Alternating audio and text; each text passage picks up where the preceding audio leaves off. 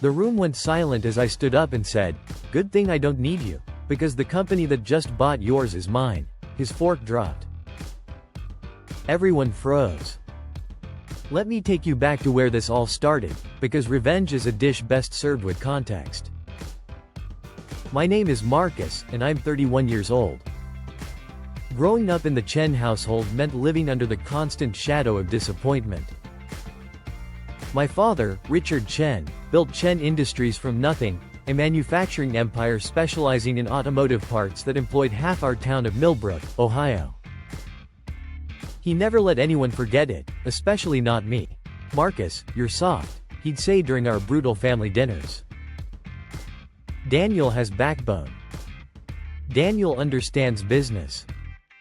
You live in fantasy land with your computers." Daniel was my older brother by 3 years, the golden child who could do no wrong. Star athlete, business degree from Wharton, Dad's right-hand man at the company by age 25. I was the disappointment who studied computer science at a state school and dared to dream of something beyond manufacturing widgets. Every Thanksgiving was psychological warfare disguised as family tradition. The extended family would gather, aunts, uncles, cousins, and Dad would hold court like some industrial king, regaling everyone with stories of his business conquests while systematically destroying my self-worth. "Marcus is still playing with his little computers," he announced during Thanksgiving 2018, my junior year of college.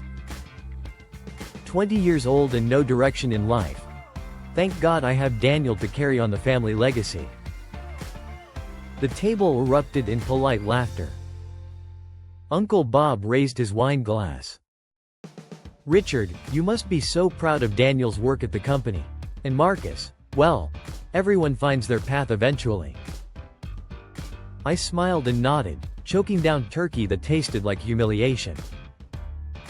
Mom squeezed my hand under the table, her silent apology for Dad's cruelty.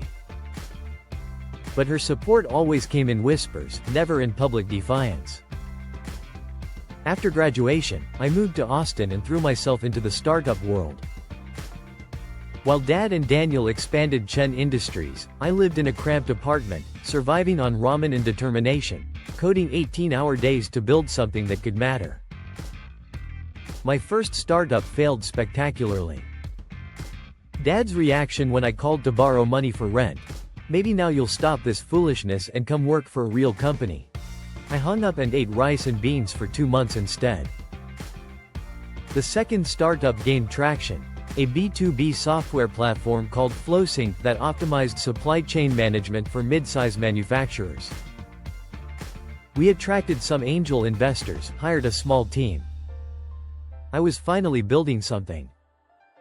Thanksgiving 2020 was virtual because of COVID, which saved me from the annual in-person humiliation. But Dad found ways to sting even over Zoom.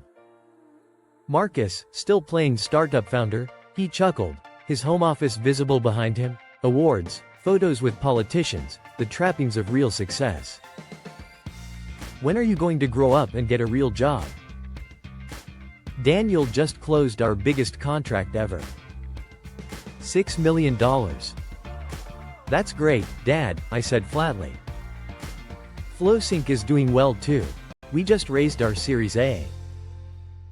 "Raised money?" he scoffed. "That's not revenue, son. That's other people betting on your fantasy. Call me when you actually make something people want to buy." I muted my microphone and screamed into a pillow. But quietly, FlowSync was becoming something bigger than I'd ever imagined. Our software solved a real problem, helping manufacturers optimize their supply chains, reduce waste, increase efficiency. Big companies started paying attention. Really big companies.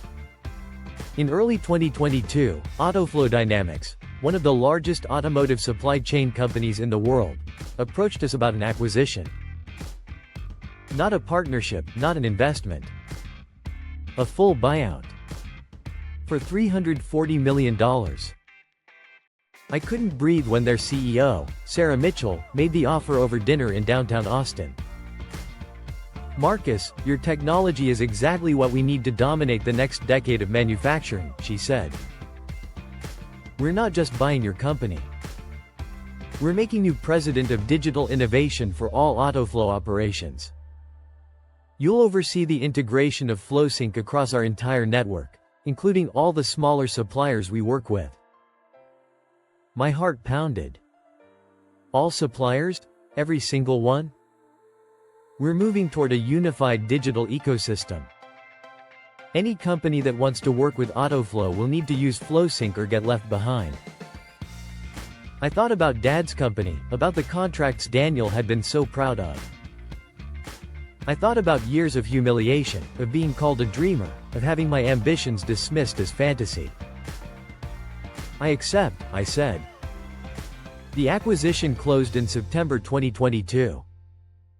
Suddenly, I was worth more money than I could have imagined, overseeing digital transformation for a company that controlled a massive chunk of automotive manufacturing. And I was about to discover just how massive. 2 weeks after the deal closed, Sarah called me into her office with a familiar file on her desk. "Marcus, I need to discuss one of our supplier relationships. Chen Industries in Ohio. They've been resistant to digital integration, and frankly, their technology stack is about 15 years behind industry standard." My blood turned to ice. "Chen Industries? You know them?" "Small operation, maybe 200 employees, but they've had some solid contracts with us. The owner, Richard Chen, seems old school. Doesn't believe in modernizing. That's a problem for our new integration requirements." I stared at the contract details on her screen. Chen Industries wasn't just a small client, they were completely dependent on AutoFlow. Nearly 80% of their revenue came from our contracts. "What happens if they don't integrate?" I asked carefully. Sarah shrugged.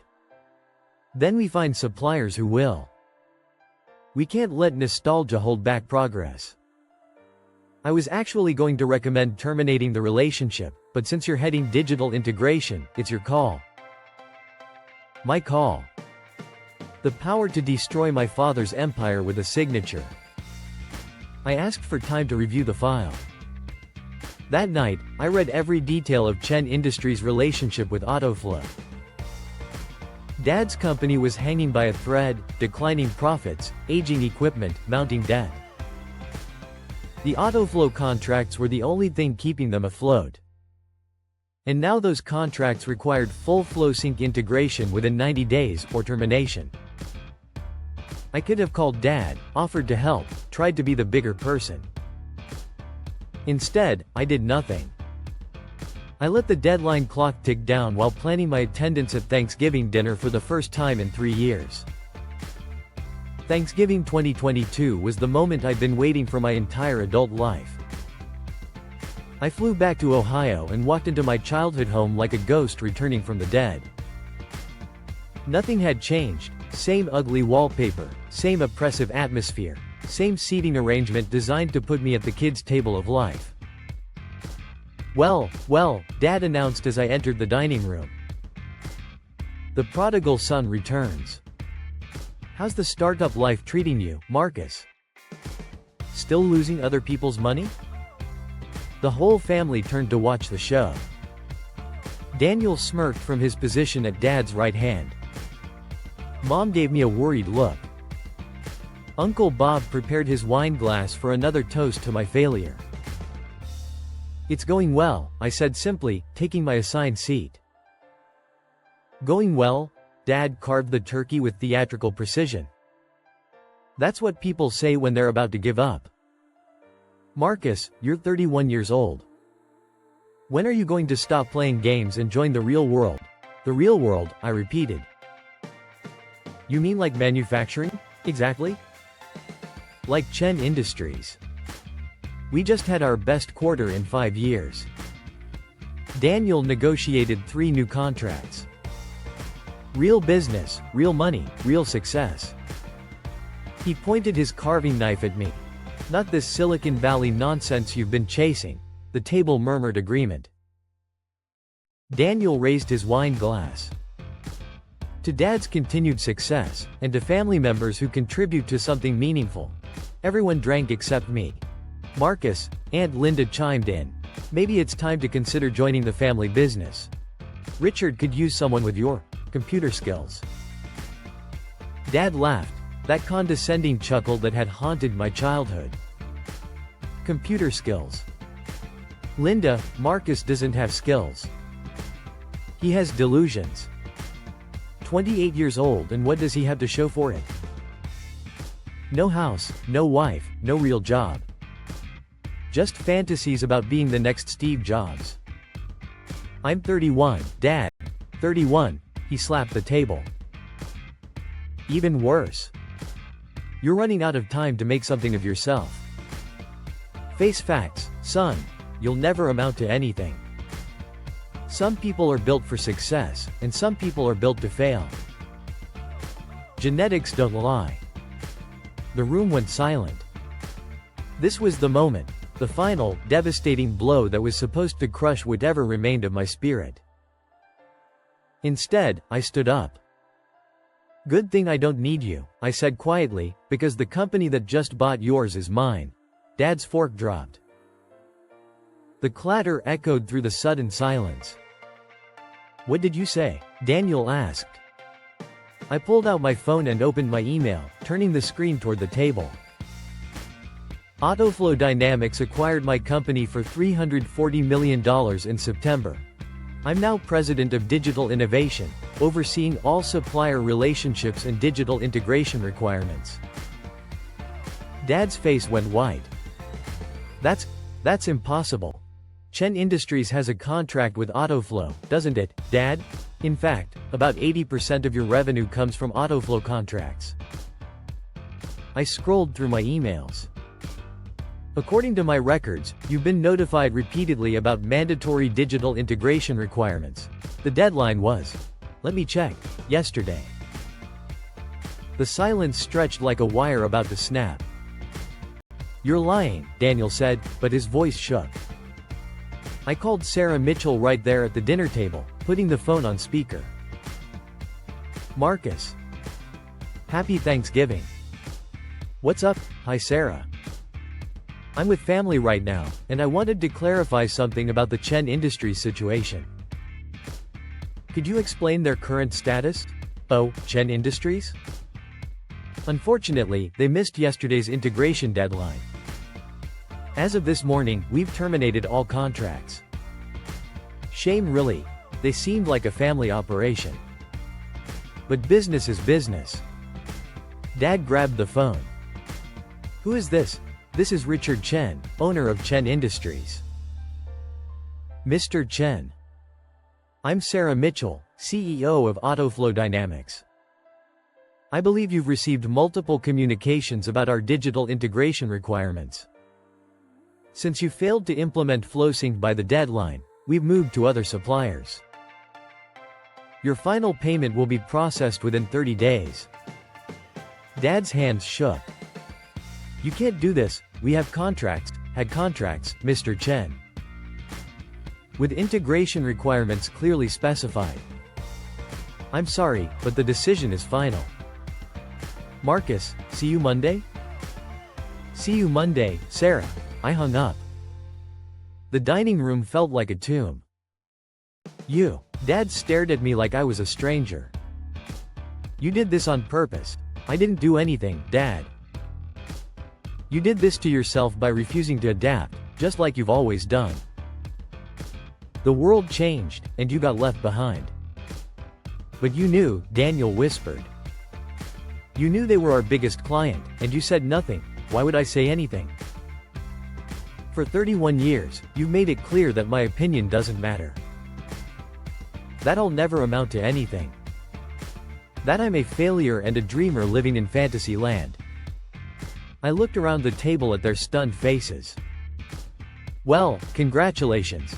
The failure just destroyed your entire company. Mom started crying. Marcus, how could you? How could I what, Mom? Succeed?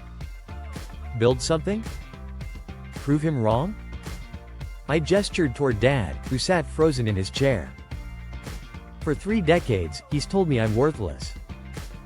Now his company is worthless, and mine is worth hundreds of millions. Funny how genetics work. Uncle Bob cleared his throat. Marcus, surely there's something you can do. There is, I said. I could reinstate Chen Industries contracts tomorrow. I could implement FlowSync integration personally. I could save every job at that company. I paused. But why would I do that for people who spent my entire life telling me I'd never amount to anything? Dad found his voice. You're my son. No, I said, walking toward the door. I was your son. You made it very clear that I was the disappointment, the failure, the one who would never make you proud. Daniel is your son. Let Daniel save the company with his Wharton degree and his backbone. I stopped at the doorway and turned back one last time. Oh, and Dad? FlowSync isn't just integrated with AutoFlow. It's becoming the industry standard. Within 2 years, every major manufacturer will require suppliers to use our platform. You didn't just lose one client today, you lost access to an entire industry. I left them sitting in the wreckage of their Thanksgiving dinner and their family business. 6 months later, Chen Industries filed for bankruptcy. Daniel moved to Denver and got a job at someone else's company. Dad's manufacturing empire became a vacant building with a "for sale" sign. Mom calls sometimes, begging me to help them. He's learned his lesson, she says. He knows he was wrong about you, but some lessons come too late. Some bridges, once burned, can't be rebuilt. I could save them tomorrow. FlowSync generates enough revenue that I could buy Chen Industries outright, just to give it back to them. I have that kind of money now. But I won't. Because for 31 years, they taught me a lesson too. That family isn't about blood, it's about respect, support, and believing in each other. They never believed in me when I was struggling. Why should I believe in them now that they're the ones who need help? The sweet taste of revenge isn't just proving them wrong. It's watching them realize that the son they dismissed as worthless was the only one capable of saving them, and choosing not to. Some people are built for success, and some people are built to fail. Dad was right about that. He just had it backwards about which one I was. Now I'm curious, if your family spent decades telling you that you'd never succeed, and then you had the power to prove them catastrophically wrong, what would you do? Is there a statute of limitations on childhood wounds, or do some betrayals deserve permanent consequences?